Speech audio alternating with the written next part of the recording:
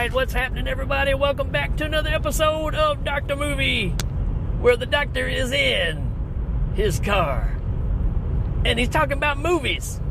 That's right, I do the show while I'm driving down the road, and we've got another listener request for you. Sam Edwards asked if I would cover some Joe D'Amato, and of course I want to talk about some Joe D'Amato. If you don't know who that is, we'll tell you in a second. But the movie we're going to kick us off with is one of those video nasties, right? This thing got banned for a long time. Quite controversial.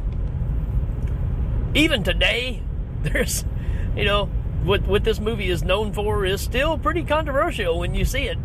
So we are talking about Anthropophagus. It's hard to say. That is hard to watch. It's also known as Grim Reaper. I think it's got like 5 different names. This is an interesting flick. It came out in 1980, and it's a horror / splatter flick, right? So you're in the age of Fulci, right? Setting that kind of standard. And D'Amato, being the man that he is, decides he's going to tap into that industry as well, and does a mighty nice job of it. So, again, if you don't know who Joe D'Amato is, this guy has directed and produced more movies than there is little girls that's been sniffed by Joe Biden. I mean, it's an incredible resume of movies, especially from the Italian cinema. I mean, when you talk about your auteur movies, and I mean, he's got his hands in just about everything. This hardest working director producer in Italy, no doubt, possibly in the world. He goes by several different names. Joe D'Amato is the one that it's the easiest one to say, but he dabbled in porn, soft porn, horror, science fiction flicks, exploitation flicks. I mean, he likes to make movies. I know I bring up the name a lot, but he's like the Italian Roger Corman. That's not a diss. That's just saying how hard of a worker he really is, because Roger Corman, man, he cranked him out. Same deal here, man. And this one in particular, Sam wanted to cover, and I know exactly why. But let's talk about who we have in this movie, right? We do have, well, D'Amato actually even makes an appearance in this movie himself, but we got George Eastman. George Eastman is the right-hand man of Joe D'Amato. He's in just about every movie that he makes. He's kind of like Kurt Russell for John Carpenter, right? They just have that partnership. George Eastman is a well-known B-movie actor in the Italian horror cinema world. I like George a lot. And he plays our baddie in this one. And we got Tessa Farrow in this too. She was in Zombie, Fulci's Zombie, right? Which is ironic, because in this movie, the whole point of this is some people trying to get to an island on a boat. And just about the first line that Tessa has is, "Did I hear you say a boat?" Which, if you're a fan of Zombie, come on. I mean, the whole thing is about her finding her dad's boat, and that leads to going back to the island, and that's where all the death and carnage is happening. So it's just kind of a nice little, hey, did I hear you say boat? And that's about all that I really know that's in this movie.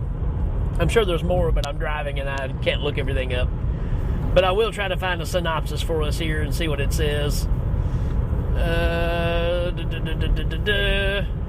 Here we go. Here's a brief synopsis here. Tourists become stranded on an island and are stalked by a gruesome killer that slaughtered the island's former inhabitants. Yeah, that's one way to put it, right? This movie starts off with a couple that's on this island, beautiful island, and they're making their way through the town. Seems like there's some celebration and stuff going on in the town. They go out to a beach, The guy throws on a set of headphones. You kind of get the Jaws scenario where the guy and the girl goes out in the water. The guy stays on the beach. But instead of being drunk like he is in Jaws, he throws some headphones on and just going to catch a little raise, him and his dog.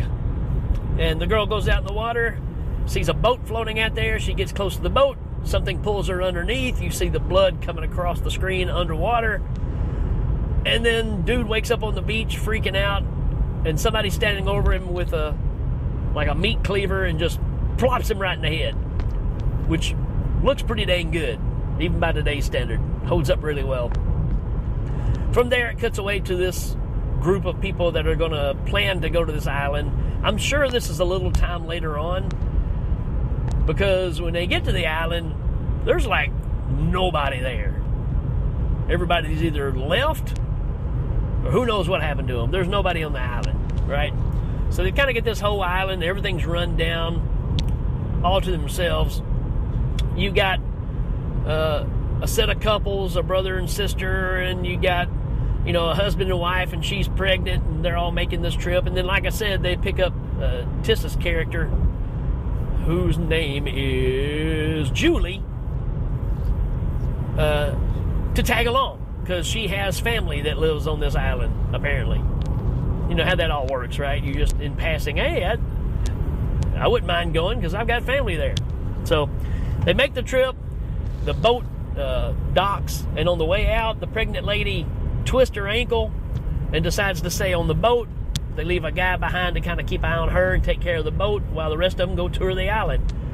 While they're touring the island, they don't find a soul. They find one lady dressed in black walking around, and they start following her, and she leaves a message on the window that says, "Go away."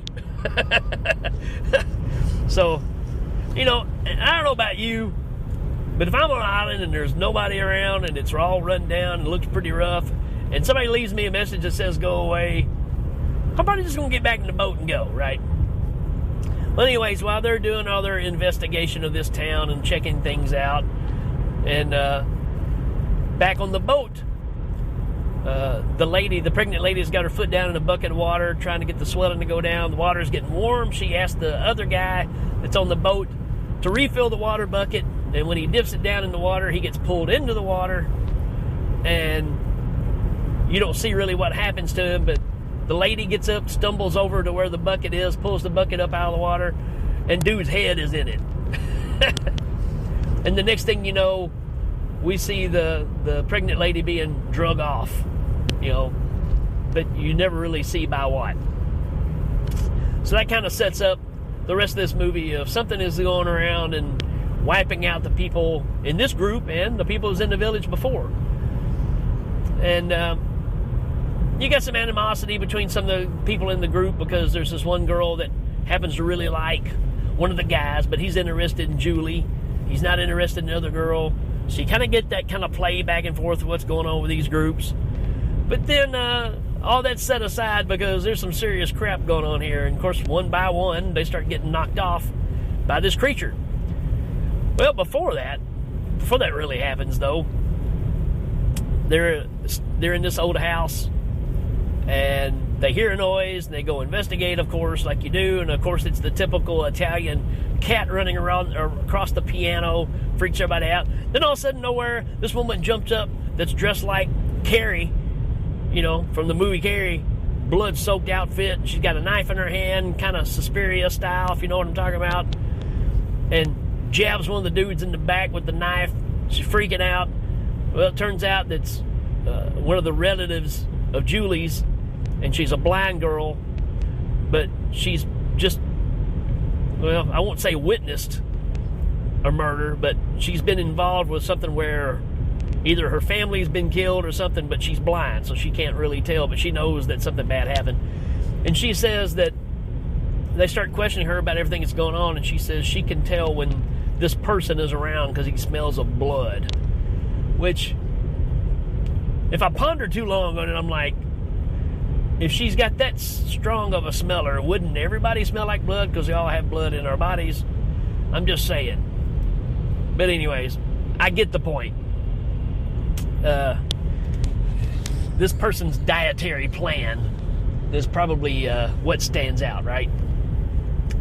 And so we got a lot of escorting her around. We got, discord between the people there.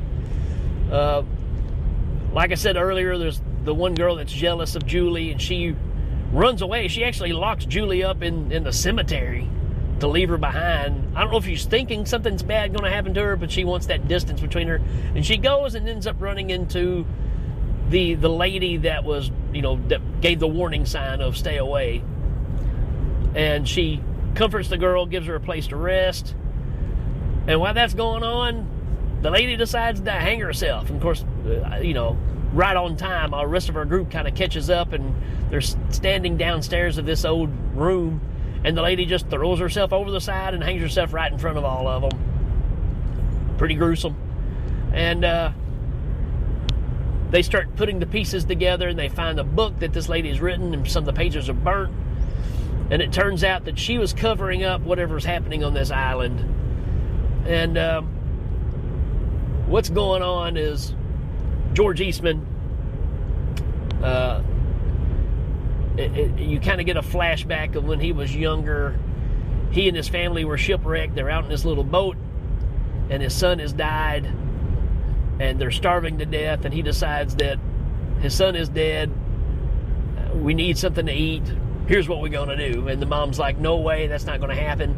They get a little fuss on this boat. Little bitty, rescue boat. Rescue raft is what it is.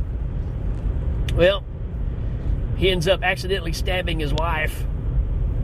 And then, I guess because out of everything that's happened, he ends up eating his wife and son to survive, and goes totally insane.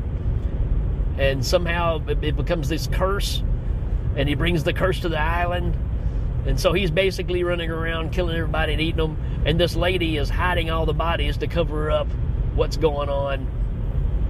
There's actually a room that's been shut off, very deep red style, right? They shut all the bodies off in this room and seal it so nobody can find it, even though that would have to smell incredibly bad.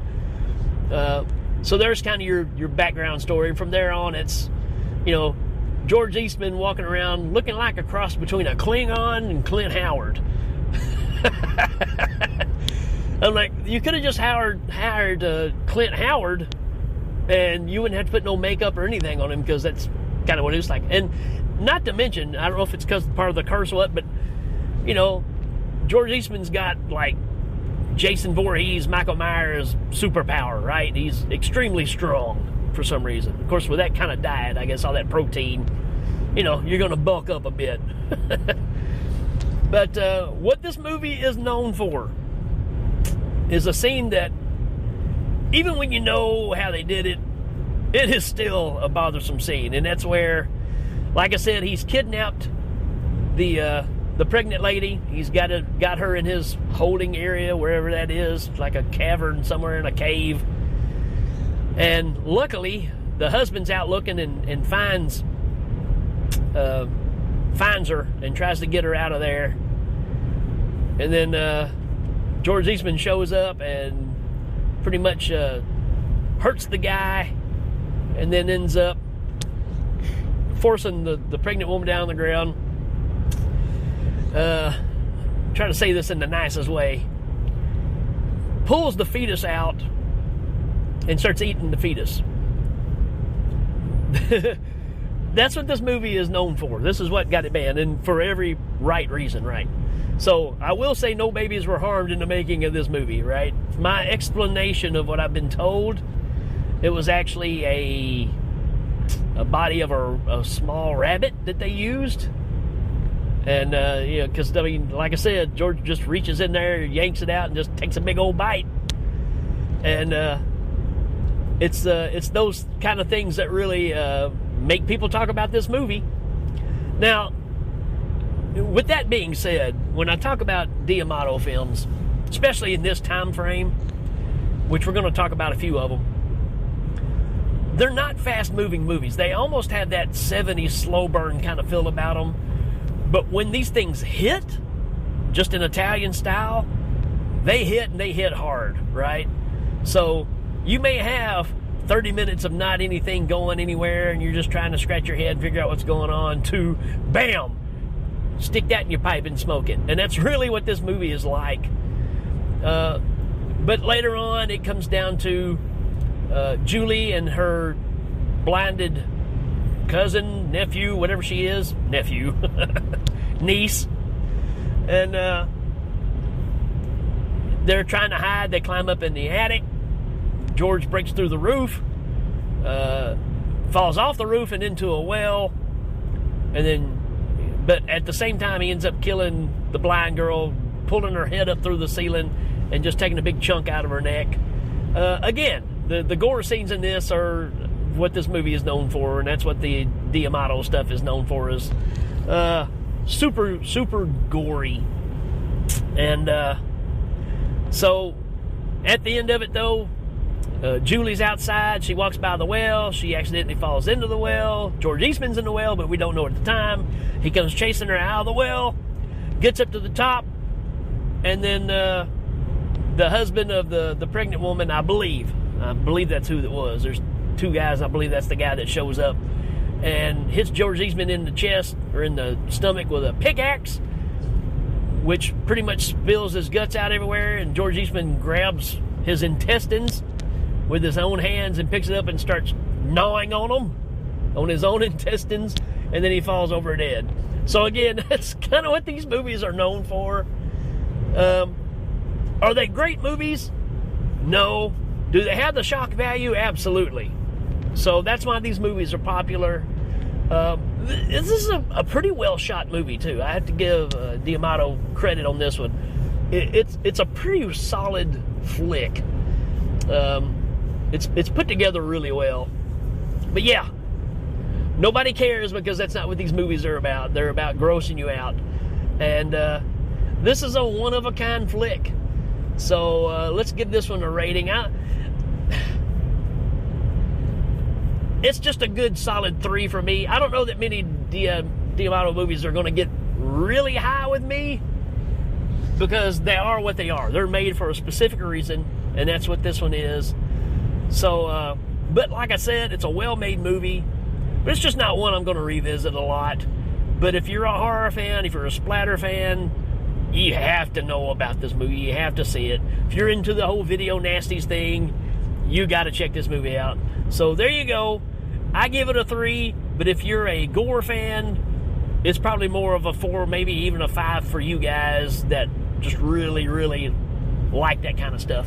And again, the movie's not just completely full of it, but where it is, it knocks it out of the park. So there you go, Sam. Hope you enjoyed that one, man. I know we're going to follow it up with Absurd, which is basically the little brother or the second attachment to this movie. And that one will be coming up right after this one, folks. So till then, we will check you later.